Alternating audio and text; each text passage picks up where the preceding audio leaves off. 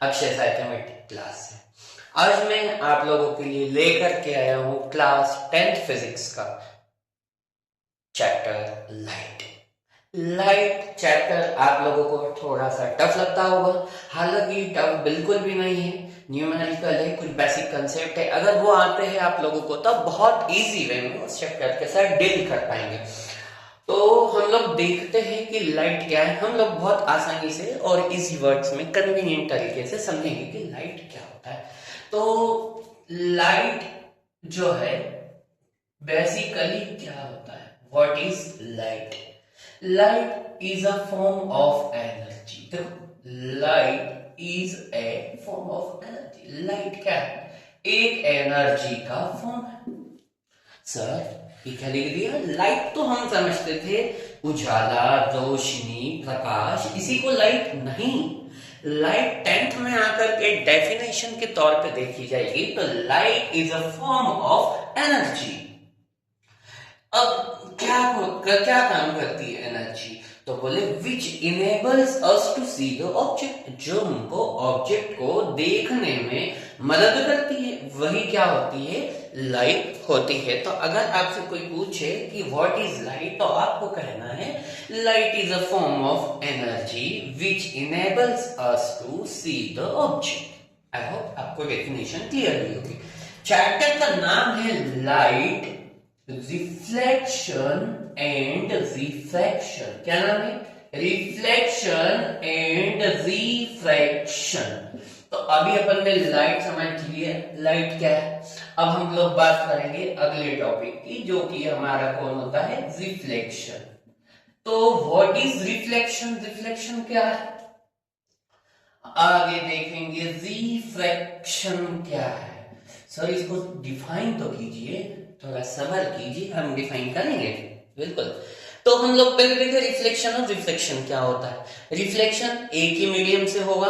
Reflection में mediums change हो जाते हैं जब लाइट एक से दूसरे मीडियम में ट्रेवल करती है, तो यही रिफ्लेक्शन और रिफ्रैक्शन होता है। लेकिन हम लोग इसको डिटेल्ड स्टडी अब करते हैं कि रिफ्लेक्शन क्या होता है। तो रिफ्लेक्शन की अगर डेफिनेशन आपसे कोई पूछे तो आप क्या डिफाइन करेंगे कि रिफ्लेक्शन क्या होता है? तो आपको सीधी सी बात कहना है कि the bouncing back of light is called reflection. बहुत सीधी सी बात है। बाउंसिंग बैक हो जाना लाइट का, वही क्या कहलाएगा? Reflection. Bouncing back of light, bouncing back of light ही क्या कहलाता है? रिफ्लेक्शन कहलाता है। सर कैसे? जैसे क्रिकेट में आप लोग जब बॉल को फेंकते हैं तो आपने सुना होगा टप्पा खाली, टप्पा खिलाना, वही बाउंसिंग होता है, वही लाइट के साथ में होता है। सर नहीं समझ में आ रहा, तो देखिए डायग्राम बताते हैं। ये हमने कोई प्लेन पॉलिश सरफेस कंसिडर की है, यहां से हमने कोई एक इंसिडेंट रे को इंसिडेंट करवाया है, यहां पर हमने एक नॉर्मल ड्रॉ किया है, यहीं से एक लाइट की रे वापस चली गई। तो हुआ क्या? लाइट की रे आई, इंसिडेंट हुई, मतलब बाउंसिंग हुई और ये वापस चली गई। तो जो वापस जाने का फिनोमिना होता है उसी को हम लोग नाम देते हैं बाउंसिंग बैक ऑफ लाइट। अब ये जो है इसे क्या कहते हैं? तो इसको कहेंगे incident ray. What is called? Incident ray. आने वाली इंसिडेंट रे, जाने वाली रिफ्लेक्टेड रे, क्या कहलाती है? रिफ्लेक्टेड रे कहलाती है। और ये जो दिख रहा है आपको बीच में, इसे हम लोग कहते हैं नॉर्मल। नॉर्मल क्या कहलाता है ये बेटा? नॉर्मल। ठीक है, अब आप लोग बहुत ध्यान से समझे अगर, तो जो नॉर्मल और इंसिडेंट रे के बीच में जो एंगल फॉर्म हो रहा है उसको हम नाम देंगे एंगल ऑफ इंसिडेंस। क्या नाम देते हैं बेटा? Angle of incidence. क्या कहते हैं इसको हम लोग? Angle of incidence. सर तो नॉर्मल के साथ तो रिफ्लेक्टेड रे भी जा रही है, इसके बीच का भी एंगल होगा? बिल्कुल, इसके बीच के एंगल को हम नाम देते हैं एंगल ऑफ रिफ्लेक्शन। क्या नाम देंगे? Angle of reflection. I hope कि आपको रिफ्लेक्शन की प्रोसेस समझ में आई होगी। क्लियर है बेटा? तो आपको light is a form of energy भी पता चल गया, रिफ्लेक्शन भी पता चल गया। और रिफ्लेक्शन की अगर कोई डेफिनेशन पूछे तो आपको क्या कहना है? Bouncing back of light is called reflection. अब हम लोग आगे जो बात करते हैं, हमारे पास जो टॉपिक आता है वो आता है लॉज ऑफ रिफ्लेक्शन। क्या आता है बेटा? Laws of reflection. में इसको थोड़ी देर क्लियर कर देता हूँ। यहाँ पे हम लोग रेडी डालेंगे लॉज ऑफ रिफ्लेक्शन। तो कितने लॉज है हमारे पास में? केवल 2 ही लॉ होते हैं रिफ्लेक्शन के।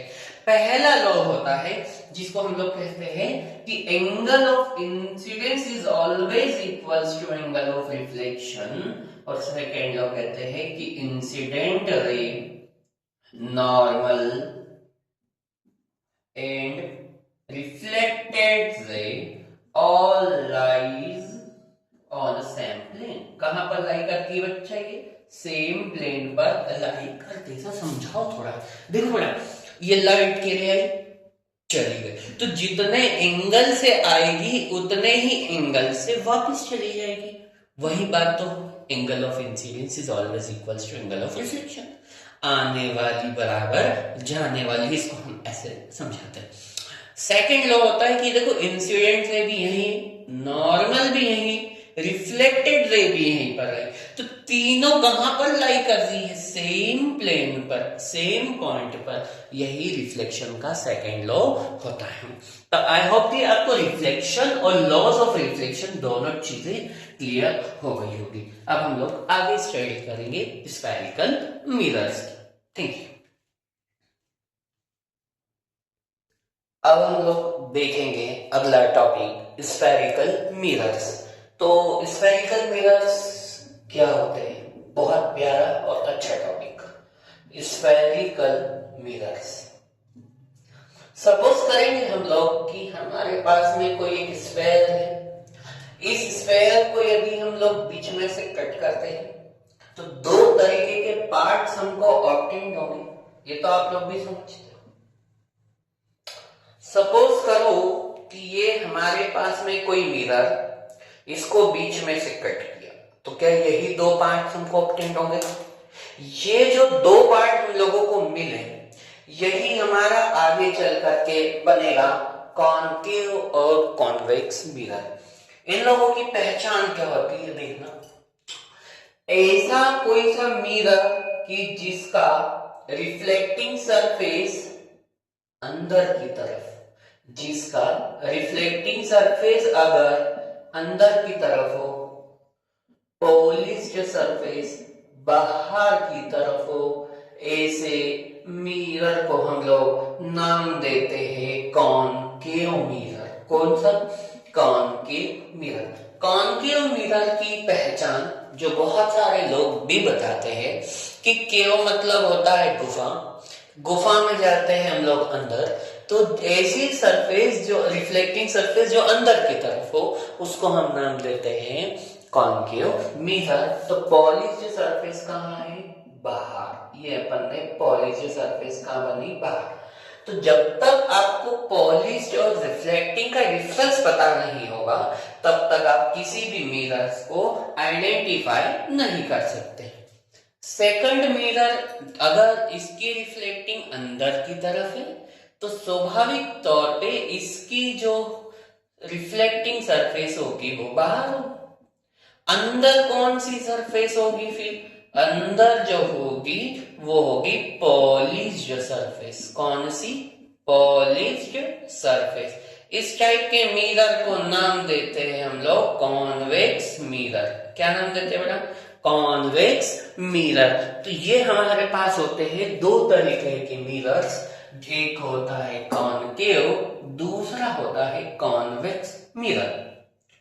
इन दोनों के कुछ पार्ट्स होते हैं जैसे pole, principal axis, curvature, radius, centre of curvature, focus, focal. इस सारी चीजों का डिस्कशन अब हम लोग देखेंगे कि किस तरीके से इनको हम लोग डिफाइन करते हैं। तो आपको कॉन्केव कॉन्वेक्स में डिफरेंस समझ में आ गया। जिसकी रिफ्लेक्टिंग सरफेस अगर अंदर की तरफ होगी वह मिरर कॉन्केव, जिसकी रिफ्लेक्टिंग सरफेस बाहर होगी वो आपका मिरर कॉन्वेक्स मिरर कहलाएगा। अब हम लोग देखेंगे कॉन्केव स्फेरिकल मिरर्स की टर्मिनोलॉजी। हम लोग एक मिरर को कंसीडर करते हैं, हमने एक मिरर कंसीडर किया, अगर इसकी पॉलिश जो सरफेस बाहर है तो आप लोग बता पाएंगे कि कौन सा मिरर होगा? Yes, it is concave mirror, जिसकी पॉलिश सरफेस बाहर हो, रिफ्लेक्टिंग सरफेस अंदर हो। इस तरीके के मिरर्स को हम क्या कहते हैं? Concave mirror. ये जो लाइन हमने ड्रॉ की है बेटा, इसको हम लोग क्या कहते हैं? Principal axis. कौन सी एक्सिस कहते हैं हम लोग इसको? Principal axis. अच्छा, अपन ने भी देखा था कि ये स्फेरिकल है, मतलब अगर कोई स्फेयर है तो उसके पास सेंटर भी होगा, उसके पास रेडियस भी होगी। अरे मानते हो ना इस बात को? तो अगर ये कोई हमारे पास में इस तरीके का कोई बड़ा सा स्फेयर है तो उसकी यहां पर कहीं पर तो कौन होगा? सेंटर ऑफ कर्वेचर, जिसको हम लोग रिप्रेजेंट करते हैं सी से, सेंटर ऑफ कर्वेचर। अच्छा, सेंटर से सर्कल के पार्ट को टच करने वाली लाइन रेडियस, तो सेंटर से मिरर को टच करने वाली लाइन मतलब यहां से लेकर के यहां तक की जो दूरी है उसको क्या नाम देंगे? आर। ये कहलाती है रेडियस ऑफ कर्वेचर। क्या कहलाती है बेटा? ये रेडियस ऑफ कर्वेचर। सर इस पॉइंट को कुछ नाम दे दे।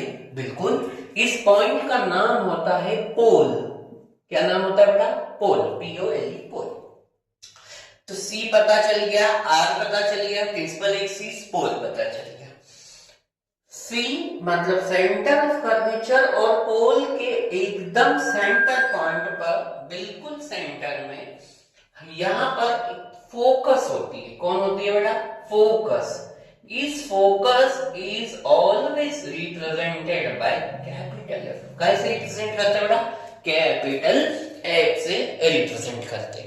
अब जो फोकस से मतलब इस पॉइंट से लेकर के पोल तक की जितनी डिस्टेंस होती है, ये जो डिस्टेंस हम लोग बना रहे हैं, इसी डिस्टेंस को हम लोग नाम देते हैं फोकल लेंथ। क्या बोलते हैं बेटा? Focal length. फोकल लेंथ हमेशा रिप्रेजेंट होती है स्मॉल f से।